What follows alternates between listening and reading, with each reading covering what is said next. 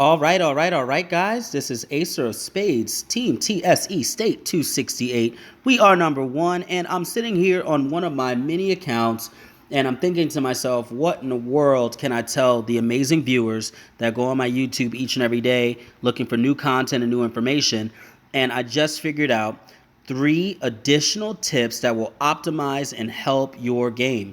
I'm super excited about this one because, as usual, it's a few things out there that will help tweak things and make things a little better for you that I may or may not have mentioned and you may or may not know. One of which actually comes from a very special friend, so please stay till the end because he has the best tip of the entire day. So I'll go ahead and save that for the last tip. I'll make this short and sweet, but before we get into it, as usual, guys, please look down right now, right underneath this video screen. Hit the like button, guys. Please, it's really quick, it's really simple, and it helps my channel. It keeps me going. God knows I need to have more visibility because, as I've been told by many other individuals, I have some of the best content on Last Shelter. I don't take that lightly. I appreciate every compliment, but guys, let me get some more visibility, like, and of course, subscribe.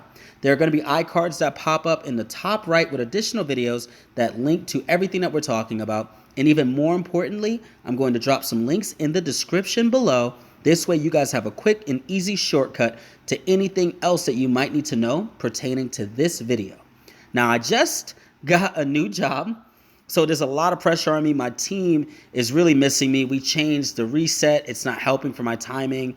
I've got to do a lot better. So shout outs to Team TSE, especially the R4s, the newly appointed Boggs, and many other individuals. Guys, thank you for holding it down while I'm going through what I'm going through. And next, we got a huge launch center battle tonight. Hopefully, I can record that for you guys too. But without further ado, let's go ahead and get started with tip number one.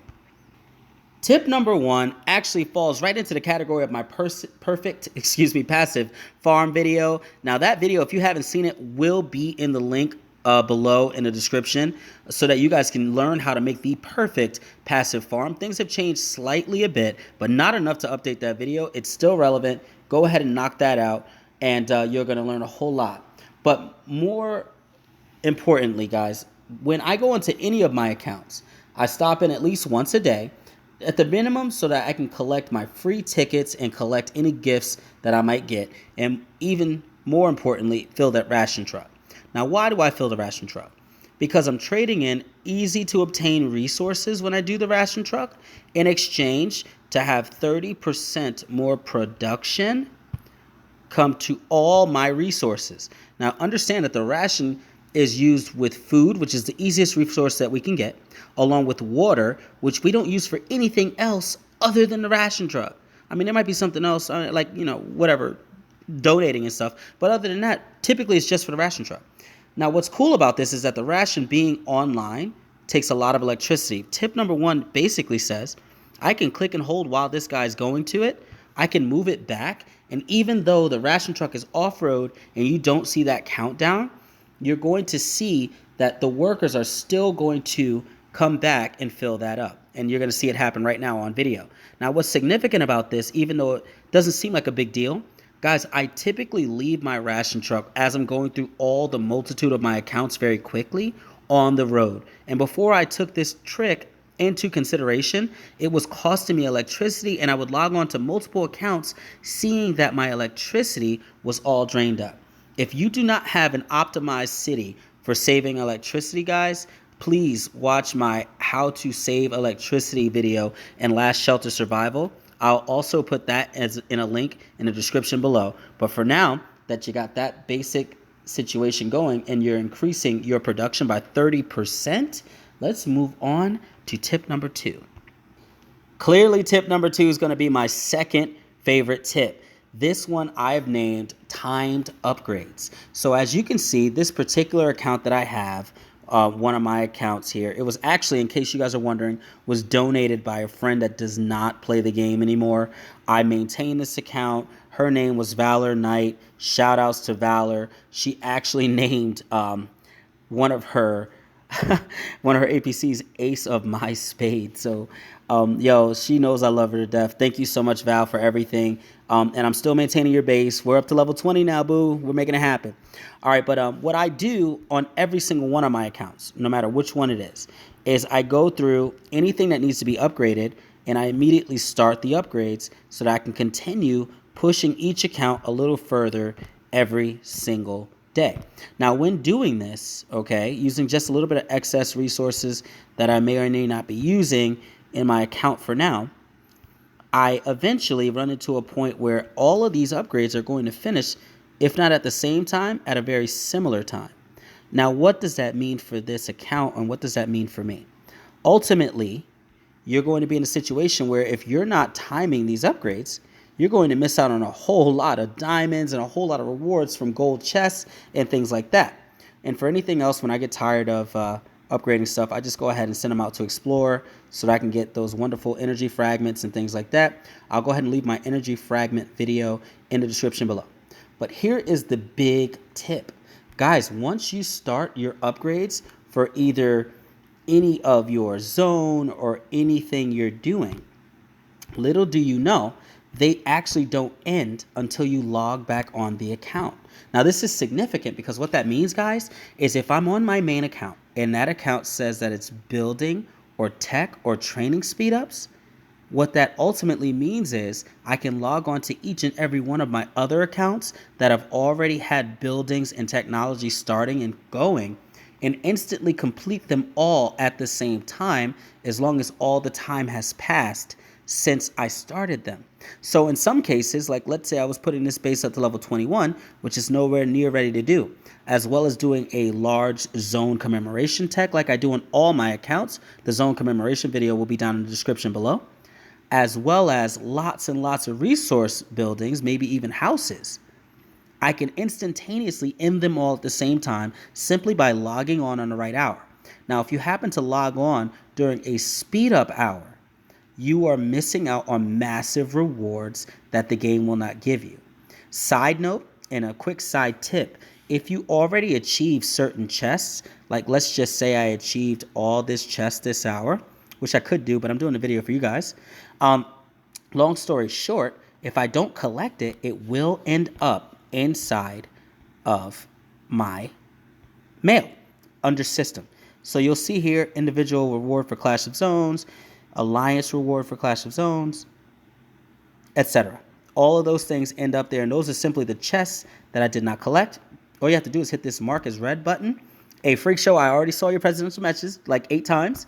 And then guess what? It will instantly collect all those chests that you didn't collect, and that will happen throughout all of your accounts, as long as you log on once a day to make the game notice that you saw those accounts in the first place.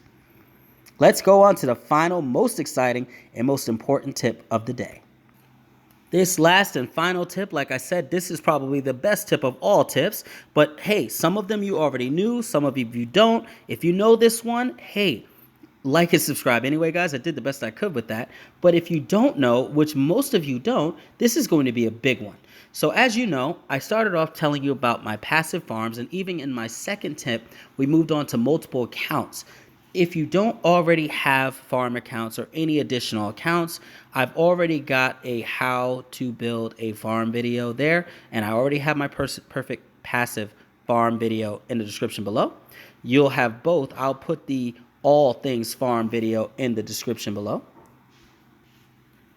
This big tip came from my good friend Niles Gray.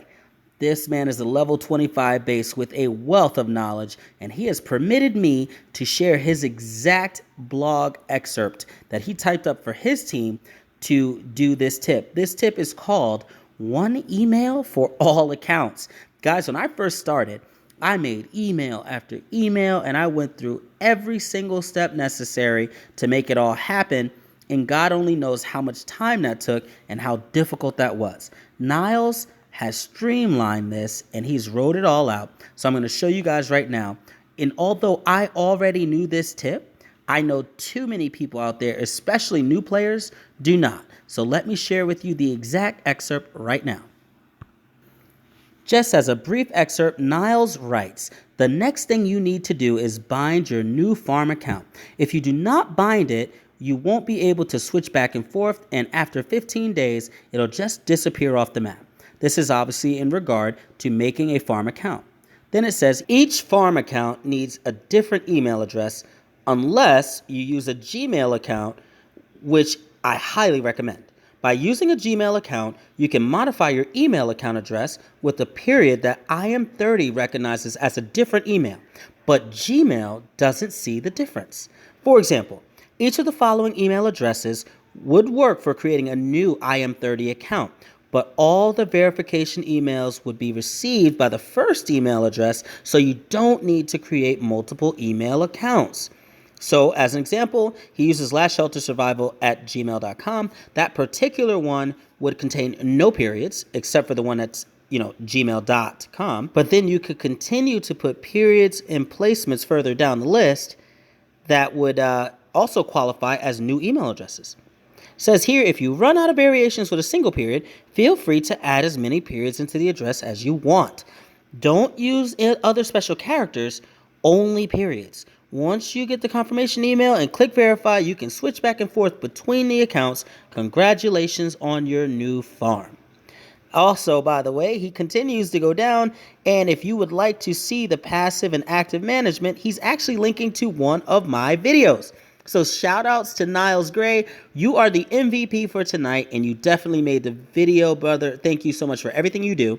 Oh, and side note, he actually gave me the gift of being able to enjoy Arm Supply. So I will have a video featuring that very soon as I get Arm Supply activated. Again, Niles, you're the MVP, and that is it for this video, guys. If you found this information even remotely helpful, you know what to do. Like and subscribe, guys. Also, please leave any suggestions for any videos, future videos, in the comment section below.